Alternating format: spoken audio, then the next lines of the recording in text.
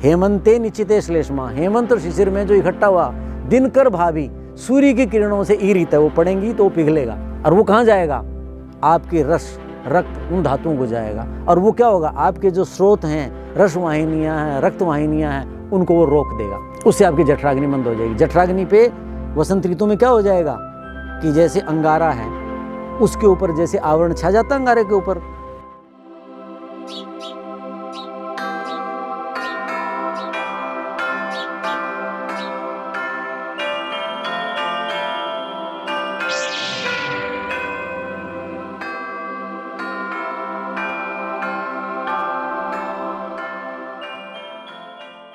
देखिए जो वसंत ऋतु है इसको हमारे यहाँ क्या कहा? ऋतुराज कहा है। और आपने ज़्यादातर भारत के जो बुद्धिजीवी हैं, आचार्य हैं, उनके मुंह से सुना होगा कि भारत ही एक ऐसा देश है जिसमें 6 ऋतुएं हैं। क्या है कि हम जिस भूखंड में हैं, जो हमारी स्थिति है, उसमें जो आर्यावर्त कह लीजिए, ये जो भारतखंड कह लीजिए, इसकी जो विस्तृति है ऊपर से नीचे तक, तो वहाँ 6 ऋतुएं हैं। 6 ऋतुएं जो हैं उनमें थोड़ा सा भेद है। शिशिर और हेमंत ये उत्तर भारत की ऋतुएं हैं, विंध्याचल से ऊपर की हैं। और विंध्याचल से नीचे शिशिर ऋतु नहीं होती, वहाँ प्रावृण और वर्षा, वहाँ वर्षा की 2 ऋतुएं हैं। क्योंकि मानसून 1 जून से केरल में आता है और वहाँ से आरंभ होता है, अंत में वहीं समाप्त होता है, तो वहाँ ज़्यादा समय तक वर्षा होती है विंध्याचल और उससे नीचे, तो वहाँ प्रावृण और वर्षा है। लेकिन वसंत ऋतु भी समान नहीं आती। जैसे इस समय हम मान लीजिए जो है 13 फरवरी को बैठे हैं, तो इस समय जो गुजरात का क्षेत्र है, मध्य प्रदेश का मध्य भाग है और उससे नीचे का है, वहाँ वसंत ऋतु का प्रभाव आरंभ हो चुका। वहाँ के चने इस समय पक करके 10 दिन पहले 20 दिन पहले तक यहाँ आए हुए हैं। सहजन के फूल यहाँ आए हुए हैं, वो वसंत ऋतु में आते हैं। लेकिन यहाँ जो हम करनाल में बैठे हैं, करनाल में क्या अंतर है? करनाल बीच में है हरियाणा का। यहाँ से जो दक्षिणी हरियाणा है, महेंद्रगढ़ है, गुड़गांव, भिवानी है, वहाँ यहाँ से 1 सप्ताह पहले वसंत ऋतु आती है। और करनाल से जब हम पिंजौर जाते हैं, कालका, चंडीगढ़ जाते हैं, तो वहाँ 5 और 6 दिन बाद में वसंत ऋतु आएगी। क्यों? कि हम पृथ्वी के जिन जिन अक्षांशों पर हैं, जिन जिन भूभागों पर हैं, सूर्य उत्तरायण हुआ तो धीरे धीरे अक्षांश के हिसाब से, यानी भूखंड के हिसाब से, भौगोलिक स्थिति के अनुसार ये बढ़ रहा है। तो जब वसंत ऋतु की मैं बात करता हूँ तो आपको सब जगह समान नहीं समझना। करनाल की दृष्टि से मैं बात करूँ तो 20 फरवरी से 20 अप्रैल करनाल में वसंत ऋतु मानी जानी चाहिए। तो आज जो हम बैठे हैं ये वसंत ऋतु का उषा काल है, यानी आज से 7 दिन बाद, ठीक है, जैसे उषा काल आता है कि थोड़ी देर के बाद भाई सूरज निकल आएगा। उषा क्या होती है? पूर्व में लाली छाती है। तो इस समय हमारे पेड़ पौधों के ऊपर हल्का सा अंकुरण, जैसे मैंने आपको दिखाया था सहजन के पेड़ पे अभी लालिमा नहीं आई थी, लेकिन कुडमल आ गया था उसका। वसंत ऋतु आएगी तो वो लालिमा में बदल जाएगा। कुछ पौधे हैं उनमें अभी जो है पुष्प जो है पल्लवन उनका हुआ नहीं है, हल्का सा दिखने लगा है, तो वो समय है ये। तो हाँ, यहाँ जो है उस रूप में माने तो करनाल से उत्तर में थोड़ा देर से माने, करनाल से दक्षिण में और पहले माने, और राजस्थान का नीचे का हिस्सा और गुजरात, वहाँ तो समझो वसंत ऋतु इस समय चल ही रही है, क्योंकि वहाँ सूर्य और जल्दी उसका प्रकाश किरणें तेज हो गई थी। अब इसको हमारे यहाँ ऋतुराज क्यों कहा? आपने कहा था कि भाई विवाह आदि क्यों होते हैं। महाराज दशरथ को लीजिए, पुराना इतिहास लेते हैं। महाराज दशरथ, वहाँ भी क्या आता? वसंते समनु प्राप्ते, रामायण में आता है कि जब वसंत ऋतु आई, राज्यो यष्टुम मनोभवत, जब वसंत ऋतु आई तो राजा दशरथ का पुत्रेष्ठी यज्ञ करने का मन बना। वर्षा ऋतु में क्यों नहीं बना? कभी ये भी बताएंगे कि संतान किस ऋतु की उत्तम होती है। मैं कहता हूँ जब साइंटिफिक बात करेंगे तो वो साइंस फिर वो अलग चीज़ है, वो जन सामान्य की बातें नहीं है कि कौन सी ऋतु की धातुएं जब मिलेंगी तो कैसी संतान होगी। ब्राह्मण संतान, क्षत्रिय संतान, वैश्य शूद्र, 4 प्रकार के विभाजन है ना शास्त्रों में। तो वो जन्म से नहीं है, वो व्यक्ति की गुणवत्ता पर है आधारित। कि समाज में हमारे आचार्यों ने जो सृष्टि विज्ञान को जाना और उसको परंपरा के रूप में डाल दिया। जैसे मैंने दूध वाले में बताया था कि लोगों को पता ही नहीं कि हम रात को दूध क्यों पीते हैं, बताने की ज़रूरत नहीं है। जैसे बच्चे को क्या कहा कि बेटे सवेरे जल्दी उठ के स्नान करते हैं, अब ठंड भी लग रही है, उसको क्या पता कि इसके पीछे क्या विज्ञान है। चलो बेटे मंदिर में जाओ, उसको क्या पता उसके पीछे क्या विज्ञान है, बस कहना मानना है। तो ऐसे ही आचार्यों का धर्म था और उन्होंने रहस्यों को जाना और लागू करवा दिया। तो वसंत ऋतु सबसे उत्तम ऋतु है। इससे पहले क्या ऋतु गई? हेमंत और शिशिर गई। हेमंत और शिशिर ऋतु में शरीर सबसे अधिक बलशाली बनता है। क्यों? उस समय पाचन शक्ति बहुत अच्छी हो जाती है। उस समय फिर हम तरह तरह के गौरस और इक्षुरस यानी गाय के दूध और दूध से बने पदार्थ, गन्ना और गन्ने से बने पदार्थ और बहुत सी चीज़ें, लेकिन मुख्य रूप से 2 चीज़ें खूब खाने का नियम है। और उससे शरीर क्या हो जाता है? इसमें कफ की मात्रा बढ़ती है। कफ का मतलब क्या होता है? 3 धातुएं, वात, पित्त, कफ, जो शरीर में धातुओं को पुष्ट करता है, वो कफ वो बढ़ता है। तो जब हमारी धातुएं हेमंत और शिशिर ऋतु में खूब पुष्ट होगी, बलवान होगी, इन दिनों आपको देखो सबकी बहुत शक्तिशाली हैं, और ज्यों ही वसंत ऋतु आएगी हमारे चेहरे के ऊपर एक नूर आ जाएगा। अब तक क्या था? हवाएं शीतल चल रही थी, सर्दी थी, अंदर सब कुछ था, लेकिन बाहर की जो शीतल हवा थी, रुक्ष हवा चल रही थी, जैसे आज तो हवा नहीं है लेकिन 2-3 दिन से कैसी चल रही थी, वो हमें विकृत कर देती है। त्वचा जो है उसके ऊपर के कोशिकाएं मर सी जाती हैं, लेकिन वसंत ऋतु आने से वो मृत कोशिकाएं हट जाएंगी। और वो जो हेमंत और शिशिर में हमने जो खाया था, पिया था, धातुएं पुष्ट हुई थी, शरीर बहुत बलवान। मैं तो कहा करता हूँ भाई, इन 2 ऋतुओं में मिलाकर के करनाल की दृष्टि से मैं 3 महीने कहा करता हूँ कि यानी 10 नवंबर या 15 नवंबर से लेकर के 10, 15, 20 फरवरी तक इसी समय खा सकते। उसके बाद, उससे पहले खाएंगे तो पाचन शक्ति मंद थी, उसके बाद खाएंगे तो अब मंद होनी शुरू हो जाएगी। 3 महीने का ही समय होता है कि आप खूब डटके खा लो, और 15 दिन इधर के निकाल दो, 15 उधर के निकालो। बीच के जो 2 महीने उस समय आप बादाम खाओ, खूब गुड़ शक्कर खाओ, खूब घी खाओ, लड्डू बनाओ, गाजर पाक बनाओ, ये सब कुछ भी जो खाते हैं लोग गृहस्थों की। मैं इसका पक्षधर नहीं हूँ, क्या होना चाहिए वो मैं अपने उस व्याख्यान में अलग बताऊंगा, लेकिन जो खाते हैं वो खाओ, सब हजम, जिसे कहते हैं ना लोक भाषा में कंकर हजम पत्थर हजम, तो वो सारा शरीर पुष्ट हो गया होता है। और विवाह का उद्देश्य क्या है? पश्चिम वाला तो है नहीं, भारतीय संस्कृति तो विवाह को क्या मानती है? बहुत संसार का पवित्रतम कार्य मानती है। क्यों? क्योंकि हम सृष्टि के कार्य में सहयोग कर रहे हैं। सृष्टि क्या है? सृजन का नाम है, नया सृजन हो। तो प्रकृति क्या चाहती है कि यहाँ मनुष्य आदि पशु पक्षी विभिन्न जो जीव हैं, जीव आत्माएं हैं, बस वो खेलें कूदें ताकि इन सारे मेरे जितनी भी विभूतियाँ हैं, ऐश्वर्य है, उनका वो लाभ लें। तो वो जो नई सृष्टि होनी है, जो सृजन होना है, जो ईश्वर का वरदान है, उसके लिए धातु कैसी होनी चाहिए? पुष्ट धातुएं होनी चाहिए ना। घर वाले क्या चाहेंगे? हमारे घर में पोता कैसा होना चाहिए? दादा संतान जो पैदा कर रहे हैं उनके दादा जीवित हैं तो क्या कहेंगे? हमारा पड़ोता पड़ोती कैसे होने चाहिए? वीरों के चित्र लगाते हैं ना हम घर में, देवियों के चित्र लगाते हैं ना, कि ऐसे सारे गुण आए। तो वो कैसे आएंगे? जिस धातु में पूरा पोषण है, किसी प्रकार का अभाव नहीं है, तो वो धातुएं वसंत ऋतु में मिलेंगी ना। और इस ऋतु में आप प्रकृति में आप देखेंगे सब तरफ क्या होगा? कहते हैं ना काम का संचार हो गया। वसंत ऋतु काम का मित्र है, साहित्य में आता है। मतलब क्या हुआ कि ये वसंत ऋतु फिर क्या करती है? चेहरों को निखार देती है, शरीर में खूब धातुएं हैं, ताकि स्त्री और पुरुष अपोजिट सेक्स जिसे कहते हैं वो निकट आएँ और एक दूसरे में रुचि लें। रुचि लेंगे तो सृष्टि का कार्य पूरा हो जाएगा। जैसे देवताओं की बात आती है, क्या विचार बना था वहाँ, याद है ना आपको? वहाँ भी वसंत ऋतु आती है कि देवता असुरों से पराजित हो जाते थे, तो कहने लगे भाई क्या करें, सेनापति तगड़ा चाहिए। ऋषियों के पास गए तो ऋषियों ने कहा कि भाई शिव की संतान पैदा करो।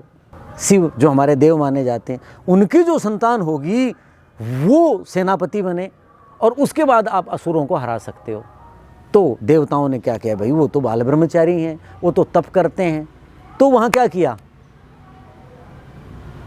कामदेव को भेजा, वसंत ऋतु को भेजा, पार्वती को प्रेरित किया और फिर वो उसके गुणों से योग्य से, और तब वसंत ऋतु देखी।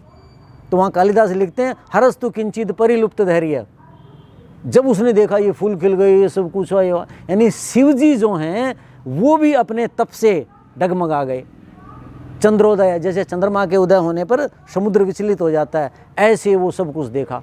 तब कहने लगा कि मेरे अंदर ये विकार कैसे आ गया। तब उसने देखा अरे ये दुष्ट वसंत खड़ा है, वसंत ऋतु, ये कामदेव।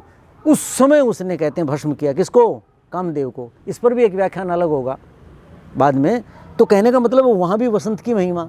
तो वसंत क्या है कि नर और नारी जो दो सृष्टि की विभूतियाँ हैं, जिनमें अलग अलग गुण हैं, एक सूर्य गुणी है, एक चंद्र गुणी है, उन दोनों को मिलाने की सामर्थ्य वसंत में। और वो यदि पुष्ट धातुओं वाली और उस समय मिलेंगे, उस समय जो नया सृजन होगा वो कैसा होगा। तो महाराज दशरथ ने भी पुत्रेष्टि यज्ञ, क्योंकि वो रघुवंशी तो कैसे थे, शास्त्र परंपरा के संवाहक थे, विद्यार्थी जीवन में बाद में वशिष्ठ जैसे मंत्रियों से, ऋषियों से मार्गदर्शन पाते थे। तो उनको पता था कि वसंत ऋतु में यदि मैं पुत्रेष्टि यज्ञ करूँगा और उस समय जो हमारी संतान होगी रानी और हमारे संयोग से वो उत्तम संतान होगी, तो तब वहाँ कहता वसंते समनुप्राप्ते राज्य यष्टुम मनोभवत। नहीं तो और ऋतु में भी आ सकता था, गर्मी में भी आ सकता था, वर्षा में, सर्दी में भी आ सकता था। कहते वो जब ऋतु आई तब राजा दशरथ का यज्ञ करने का मन बना। तो कहने का मतलब है इधर ये शिव से देखिएगा, तो ये शास्त्र की जो बातें हैं, इतिहास की जो बातें ये बताती हैं कि भाई हमें संतान आए घर में, कुल वृद्धि हो, वंश वृद्धि हो, उसके लिए यदि उत्तम संतान चाहिए तो आपको वसंत ऋतु में जो धातुएं हैं उन धातुओं का संयोग होना चाहिए। उस समय हम हर्षित भी होते हैं, खिले हुए होते हैं प्रकृति से ही, सारी प्रकृति कैसी है, खिल जाती है। तो उस समय और ज़्यादा हर्ष और उल्लास का वातावरण होता है। तो उस समय जो धातुएं मिल करके नई सृष्टि संसार को देंगी, नई संतान संसार को देंगी, वो संतान गुणों की दृष्टि से, चाहे वो शारीरिक गुण है, चाहे वो बौद्धिक गुण है, उनसे वो उत्तम होगी। इसलिए हमारे यहाँ ये कहा जाता है कि वसंत ऋतु में भाई विवाह कर लो। और तो क्या वसंत ऋतु की क्या महिमा करोगे। हमें याद है, मैं तो गांव में रहा भी हुआ हूँ, देखा भी हुआ है, गांव के लोग आँख बनवाते थे तो क्या कहते भाई चैत आएगा तब बनवाएंगे। अनपढ़ लोगों को भी पता था इस बात का, क्यों कि नया खून होगा। क्या होगा, इस ऋतु में वृक्षों में नवरस का संचार होगा, जो रक्तधारी हैं इनके अंदर नया रक्त होगा। जो गाय भैंसें आदि आप देखो ना फर वाले, उनके सब के बाल हटा दिए जाएंगे। अब भेड़ें, उनके सब के बाल हटा दिए, अब नए आएंगे। आप देखना इस समय भेड़ वाले जो हैं, ऐसे ही सब में हमारे में हमारी मृत कोशिकाएं, खराब कोशिकाएं चली जाएंगी, अंदर से नई आएंगी। सब पेड़ों के आप देखिए पुराने पत्ते जो हेमंत शिशिर ने खराब कर दिए थे वो गिर जाएंगे, सब नए आएंगे। तो नव रस का संचार होगा, नव रक्त का संचार होता है उसमें, और उसमें हमारे अंदर क्या होती है, उल्लास, उमंग, उत्साह। इसलिए वसंत उत्सव मनाते हैं। अब ये जो वैलेंटाइन डे कहते हैं, फलाना करते हैं, हम होली क्या है, मदनोत्सव है इसका शास्त्र में नाम। होली क्या है, मदनोत्सव, काम का उत्सव है, काम का उत्सव है। अब तो ये चीज़ें ऐसी बन गई, पहले हमारे यहाँ स्त्री पुरुषों के प्रति, एक दूसरे के प्रति बहुत ज़्यादा आकर्षण नहीं था, बहुत ज़्यादा ऐसा नहीं था। अपने अपने कार्यों में सब व्यस्त रहते थे। इतने ज़्यादा व्यस्तता, ऐसी बढ़िया दिनचर्या होती थी कि उनमें काम ऐसे नहीं था जैसे आज गली कूचों में रुलता फिर रहा है, ऐसे नहीं था, क्योंकि तो देवता था। तो लोगों में काम के प्रति रुचि हो, ऐसे ऐसे उदाहरण हमने देखे हैं खुद, कि माता पिता जबरदस्ती बच्चों को जो प्रेरित करते थे, जवान बहुओं को, बेटों को, कि जो है अरे भाई संतान नहीं हुई है, ये हुआ है, फलाना हुआ है, तो वो उनके लिए विशेष व्यवस्थाएं करते थे कि वो साथ उठें, साथ बैठें, साथ रहें, नहीं तो इतने कामों में लगे रहते थे अपने अपने जो कार्य हैं उनमें।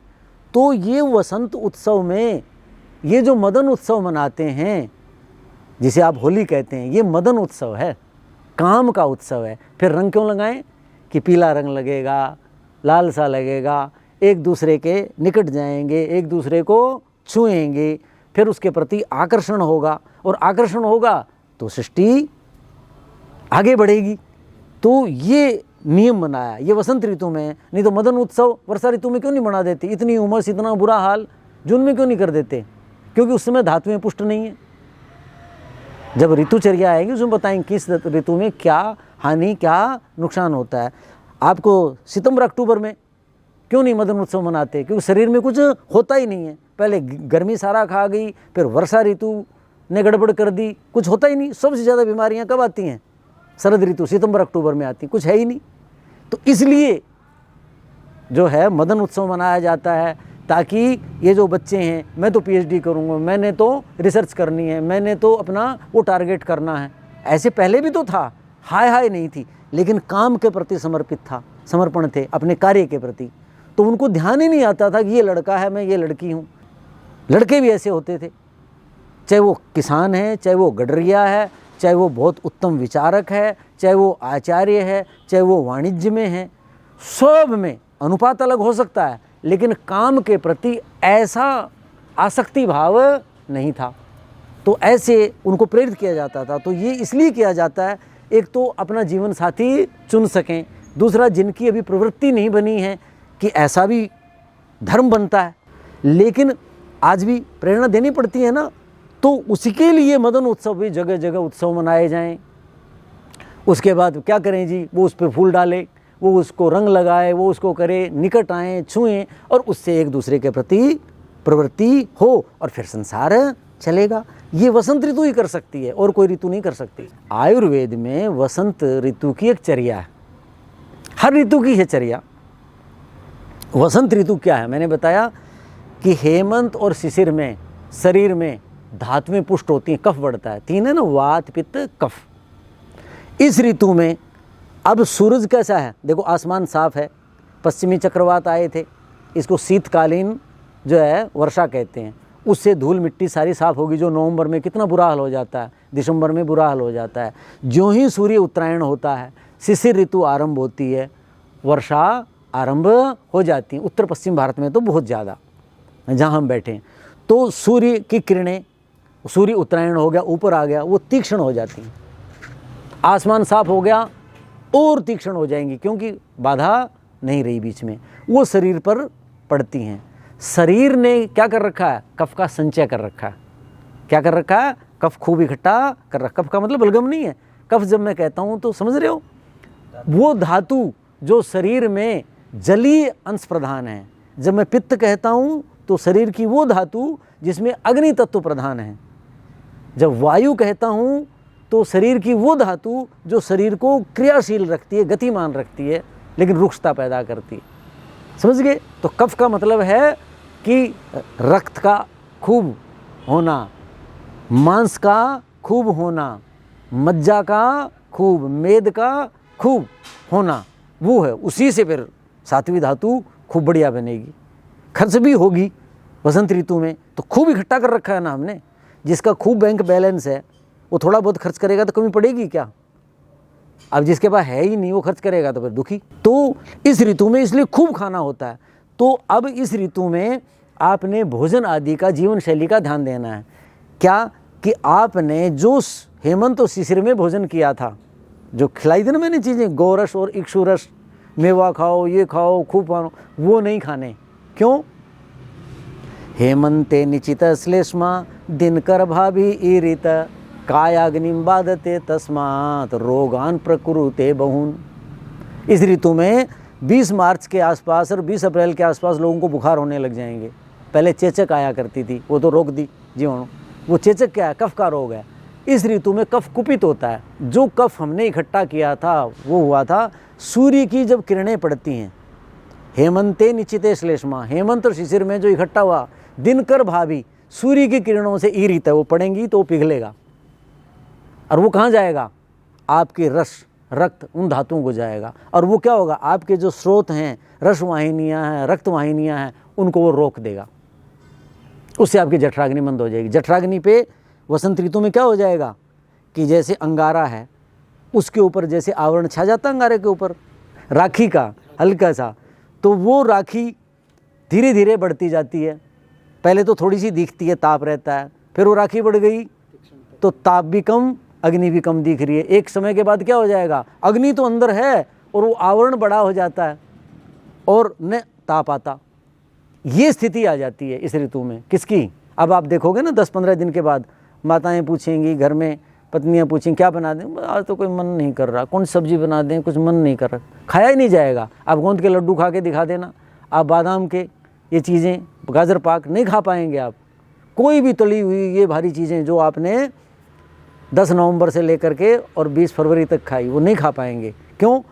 कि वो जो सूर्य की किरणें थी शरीर पे पड़ी, उससे हमारे अंदर जो कफ इकट्ठा हुआ था, प्रकृति से होता है उस ऋतु में। जल भी मधुर होता है, वो जल भी कफ पैदा करता है। कफ का मतलब समझ रहे ना? धातु, पुष्ट धातु करता है। तो वो हमारी काय अग्निम, जठराग्नि जो पचाती है उसको बाधते, रोगान प्रकृते बहुन, बहुत से रोग उससे पैदा हो जाते हैं। तो इसलिए इस ऋतु में आपने वो चीज़ें लेनी हैं जो कफ न बढ़ाएं। भोजन जो पहले ले रहे थे वो कम लेना है, सुपाच्य लेना है। जल जो है वो कैसा लेना है? हल्का गुनगुना लेना है, ताकि आपका कंठ रुक जाए, कफ हो तो वो सफाई हो जाए और पाचन शक्ति जो जठराग्नि है वहाँ जैसे आवरण छा जाता है ना कफ का, धुएं की तरह, उसकी तरह, राखी की तरह, वो जो है गुनगुना जल पिएंगे तो हो जाएगा। शीतल जल क्या है? बहुत भारी होता है और इस ऋतु का जल बताया बहुत भारी है, बहुत उसमें शक्ति है। तो उबालने से जो हमारे शरीर के अंदर उस तापमान तक आना था, उबलने के बाद जो पाचन होना था वो पाचन भारी हो गया और वो गुनगुना जल आप लें। तो जल का सेवन वो करें। जिनके शरीर में कफ ज़्यादा है, जोड़ों के दर्द हैं, शरीर में भारीपन है, जोड़ों का दर्द केवल वायु से नहीं है, कफ के कारण भी शरीर में मोटापन आ गया। मोटापन आ गया तो क्या हो गया कि शरीर की जो रसवाहिनियाँ, रक्तवाहिनियाँ हैं, जिनके अंदर स्रोत हैं, उन सबको रोक देते हैं। मोटेपन से चर्बी आदि सब रोक देते हैं, उससे फिर रक्त संचार नहीं हो पाता। उनको पुष्ट करने के लिए जो जो पोषक तत्व जाने चाहिए थे वो नहीं जा पाते, तो सारा रुक जाता है। तो आप मालिश करें, इस ऋतु में मालिश करनी चाहिए। जो कफ है उससे क्षीण होता है। तेल क्या है? गर्म होता है और वो त्वचा के माध्यम से जाए। मैंने बताया था ना, घृताद 8 गुणम तैलम, घी से 8 गुणा है तेल लाभदायक। तो जो मोटे हैं उनका मोटापा कम होता है मालिश से, और जो बहुत पतले हैं वो जो है उनके अंदर मांस आदि बढ़ जाता है। उसके अलग अलग कारण हैं। जब मालिश का प्रकरण होगा उस समय विशेष बताएंगे। तो इस ऋतु में मालिश करें और गुनगुने जल से स्नान करें। जो युवा हैं, व्यायाम करते हैं, वो गुनगुने से न करें, लेकिन जो प्रौढ़ हैं, गृहस्थ हैं, बड़ी आयु के लोग हैं, वो लोग गुनगुने जल से स्नान करें। पीते समय भी गुनगुना पानी ही पिएं। इस ऋतु में दही नहीं खाना। दही क्या करता है? कफ की वृद्धि करता है। दही जो है वो पचने में भारी है, गुरु कहते हैं उसको आयुर्वेद में, भारी है। तो जठराग्नि पहले ही मंद है और आप क्या लेंगे? दही खाएंगे तो पचेगा नहीं, और दही पच भी गया तो कफ बढ़ाएगा, और शरीर में कफ पहले से ही है। तो दही नहीं खाना है आपने, तली भुनी चीज़ें, गरिष्ठ भोजन नहीं करना है। ये इस प्रकार की आपने इस ऋतु में चीज़ें लेनी।